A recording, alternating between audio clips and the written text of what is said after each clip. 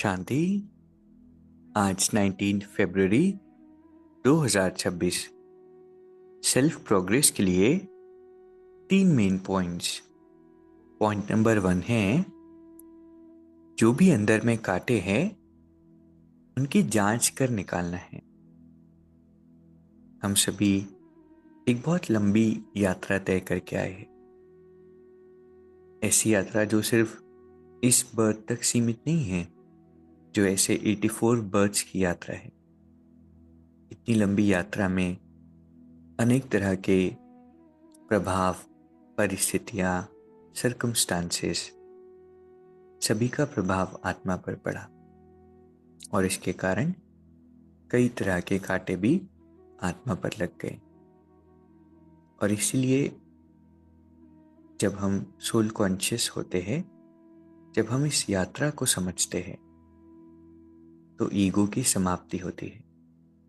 और ईगो समाप्त होने से पता पड़ता है या एक्सेप्टेंस आती है कि हम सभी के अंदर कुछ ना कुछ कमियां हैं, कांटे हैं। और जो ऑनेस्ट पुरुषार्थी होता है वो इस बात को समझते हुए अपनी जांच करता है। जिस आत्मा के अंदर ईगो होता है वो कभी अपने अंदर जांच नहीं करेगी। उसे लगेगा मैं तो परफेक्ट हूं, क्योंकि ईगो ब्लाइंड स्पॉट्स बना देता है। लेकिन जो निर्माण चित्त होते हैं वो समझते हैं कि हमारी यात्रा लंबी है, अनेक शरीर धारण किए हैं और अनेक कांटे हमारे अंदर। और अभी ट्रांसफॉर्मेशन का समय है, इसीलिए बहुत इंपॉर्टेंट है मैं आत्मा अपना ट्रांसफॉर्मेशन करूं। उसके लिए अपनी जांच करके कांटों को निकालना होता। तो जो भी अंदर में कांटे हैं, जांच करनी, रियलाइज करना है और परिवर्तन करना। Check and change. दूसरा पॉइंट है, अविनाशी ज्ञान रत्नों का सौदा कर किसी का भी कल्याण करने में समय देना।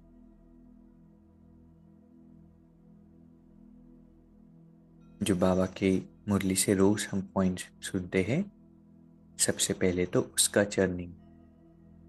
खुद से पूछना है कि आज कौन सी बातें बाबा ने कही।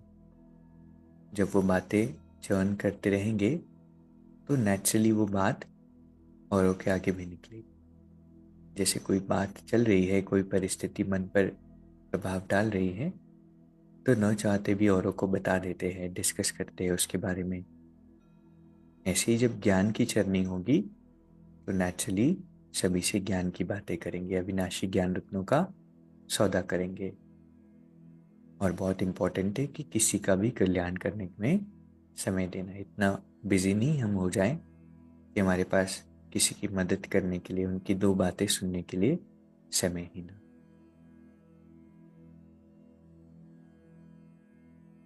तीसरा पॉइंट है, तमोगुणी वायुमंडल में अपनी स्थिति एक रस अचल अडोल रखने वाले मास्टर सर्वशक्तिमान भव। बाबा कहते हैं जैसे जैसे समय आगे बढ़ेगा तो परिस्थितियां और खराब होती जाएगी, वायुमंडल खराब होता जाएगा। क्योंकि वायुमंडल का मतलब ही है जितनी भी सोल्स इस दुनिया में हैं, सबकी कंसोलिडेटेड वाइब्रेशंस, सबकी मिला जुला करके वाइब्रेशंस। और क्योंकि ये दुनिया अभी गिरती कला में है, तो वाइब्रेशंस तमोगुणी, तमो प्रधान होनी ही है। और ये तो हम देख रहे हैं ना, आज से 10 साल पहले जो वातावरण था वो अभी नहीं है। 20 साल पहले जो था वो 10 साल पहले नहीं था। तो नीचे की ओर दुनिया जा रही है, वाइब्रेशन जा रही है। और ऐसे वाइब्रेशंस में कमल फूल समान न्यारे रहना। जड़ की वाइब्रेशंस तो है, लेकिन हम कमल फूल समान न्यारे रहे। अपनी स्थिति सत्व प्रधान बनाना, इसके लिए हिम्मत भी चाहिए और शक्ति भी चाहिए। और जब ये वरदान हमारे स्मृति में रहेगा, हमें याद रहेगा कि मैं मास्टर सर्वशक्तिमान हूं, तो चाहे प्रकृति से, चाहे संबंधों से, चाहे ईश्वरीय परिवार से कोई भी परीक्षा आ जाए, उसमें हमारी स्थिति एक रस रहेगी, अचल अडोल रहेगी। तो परिस्थितियों की तो दुनिया है, समस्याओं की दुनिया है, ये एक्सपेक्ट करना तो गलत हो जाएगा या नासमझी हो जाएगी कि परिस्थिति आए नहीं, और ही परिस्थितियां बढ़ सकती है क्योंकि वायुमंडल खराब होता जा रहा है। लेकिन हमें अपनी स्थिति बनाकर रखनी है। कैसे बनेगी?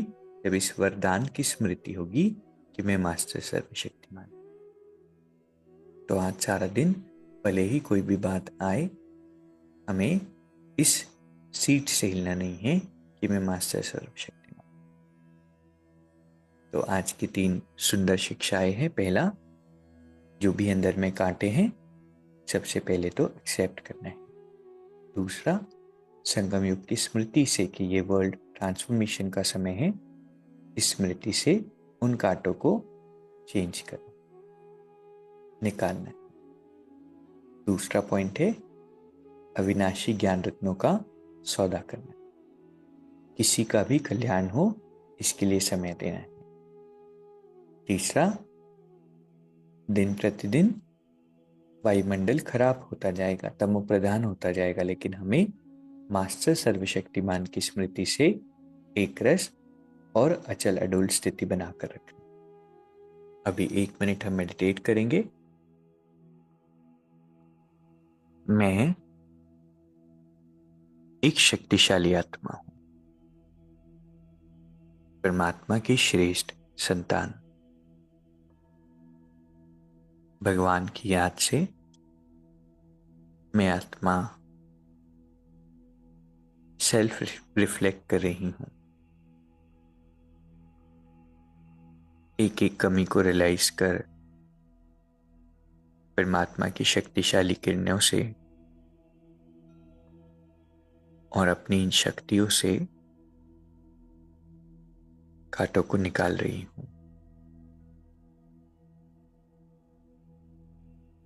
मैं आत्मा ज्ञान स्वरूप, मुख से ज्ञान के बोल बोलने वाली, विश्व की हर आत्मा का कल्याण करने वाली आत्मा हूं। सदा अपनी सीट पर सेट, एक रस अचल अडोल आत्मा। परमात्मा हर पल मेरे साथी है। ओम शांति।